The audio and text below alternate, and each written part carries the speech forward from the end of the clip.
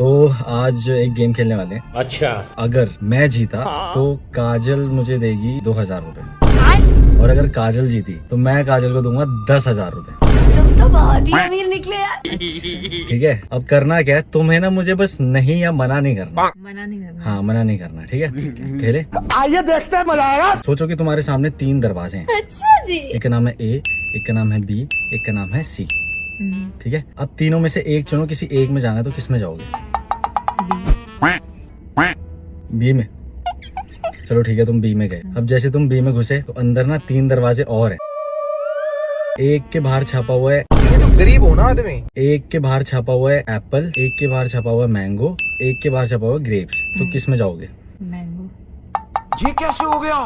तुमने गेम खेली हुई है पहले? नहीं खेली हुई। तुमने मुझे मना कर दिया।